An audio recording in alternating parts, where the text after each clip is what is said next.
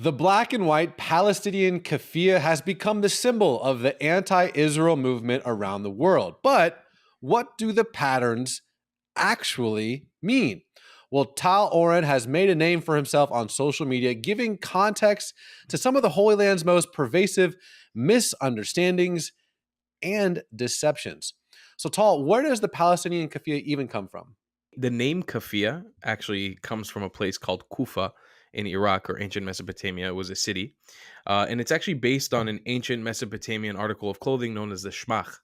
It was something that was used by the ancient fishing communities of Iraq, the Jews of Iraq, the Christians of Iraq, way before the advent of Arabism or Islam to the region. And it's actually a very ancestral, an old piece of clothing that many people around Mesopotamia, both Assyrians, Yazidis, lay claim to this article of clothing. So, what do the lines actually stand for? So we have three different distinct designs on the kafia. I think I'm displaying all three perfectly right now. Wow, I did that nice. So we have two lines, these two gray symbols right here, these two gray lines. They symbolize the Tigris and Euphrates rivers, respectively. These are the ancient lifeblood of Mesopotamia. And they're actually the rivers that my grandparents swam in as kids. I have a picture of my grandpa because he was born and raised in Baghdad, swimming in the Tigris River that cuts through Baghdad. Then we have down here the symbol of the ripples on the river. So you can see in between the lines of the river, you have the actual ripples of the river. And then up here, you have the fishing nets. The fishing nets symbolize the ancient fishing communities of the marshes of southern Iraq. The lifeblood of the Mesopotamian people are these Tigris and Euphrates rivers. Similar how to the Nile was the lifeblood of the ancient Egyptians, Mesopotamia, which scales back around 5,000 years ago, both the Akkadians, the Sumerians, and the Mesopotamians, the Babylonians, use the Tigris and Euphrates rivers in their everyday life. And this is an article of clothing that represents them. And even these people claim that if you look on ancient Akkadian and Sumerian statues, like statues of Sargon of Akkad or the Gilgamesh, like the depictions of them, that you'll see very similar designs to what we have in the Kafia. So, how does a head cover from the Iraq Babylon area become the symbol of the Palestinian people, the symbol, frankly, globally, of the anti Israel movement? Through cultural appropriation, unfortunately. And basically, when Arabs colonized the region, because people don't know this, and this is kind of what my whole shtick is about, Arabs come from one specific place in the Middle East, which is between the regions of Mecca and Medina, between the Halij and the Hijaz, which are the Gulf states. This is really where Arab identity was built out. And through Islamic colonization and Arab colonization of the entire Middle East and North Africa, they started taking and laying claim to different articles of clothing, different cultures, force changing people's religions and languages, similar to the colonization that took place in the Western world. Very, very similar, almost exactly the same. And then one of the things that was taken and propagated around the Arab world, whatever the Arab world means, was this kafia. It became popularized around the Arab world. But in 1967, Yasser Arafat, an Egyptian, I call him a warlord, some people call him a politician, he's a terrorist who propagated the deaths of thousands of Israelis and Palestinians, by the way. When he started the first and second intifada, he used this as sort of a symbol of resistance for the Palestinian cause. You would see him wearing this throughout his career because at certain points during the Ottoman Empire and during the Arab rule of the region, they had moved this from Iraq and brought it around the Arab world, and it was shared between Arab people or Arabized people.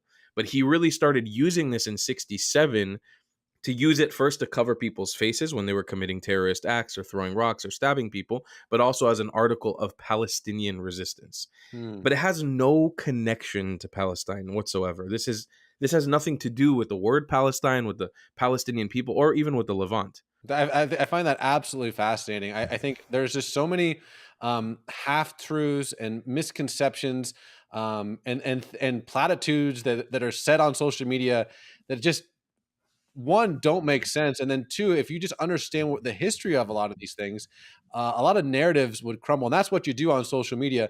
And one of the ones I know you're particularly passionate about is the idea that Israel is, quote, a white European colonial project. How would you respond? I respond by wearing my shirt that says white colonizer on it. Unironically, since October 7th, I've been labeled a white colonizer, a Nazi, a genocider. when in reality, my parents were literally kicked out of their homes and kicked out of their country by actual Nazis, by actual colonizers. So all I do in reality is I just show the Mizrahi Jewish story. I put it on the forefront, and I try to push people and the Jewish world and the Christian world and the Muslim world to pay attention to the story of our people. People don't know this, but there was almost 1 million Jewish people from the Middle East and North Africa that were violently kicked out and ethnically cleansed from their homes before 1948 and after 1948. But for example, my family was affected by this violence and these pogroms before the creation of the state of Israel was even there. So, when you look into the history of the Jews in the Middle East, first of all, they predate the existence of Muslims and Arabs as a cohesive group. But when you look into the history of it, once Arabs took rule, they always like to make this claim that we lived in peace and everything was kumbaya. We had a peaceful existence one with another. And it was only when Israel was established in 1948 that Christians, Jews, and Muslims couldn't get along together in the Middle East. But that is such a whitewashing of history. I call it an Arab washing because it's not real. The reality is that the Arab overlords of the Middle East, they would treat Jews and Christians as dhimmis. We would have to pay a jizya tax, and everybody knows these are just talking terms, but people don't know all the thousands of pogroms, massacres, a countless endless atrocities similar akin to October 7th that happened, but just for literally 1,000 years since the 6th century. Since after the death of the Prophet Muhammad, it was just non-stop massacres against Jewish people. I think to me, as someone who's been to Israel 30 times and spent a lot of the past decade and a half of my life learning about Jewish history, I think the Mizrahi story, as you mentioned, is not just one of, but is the most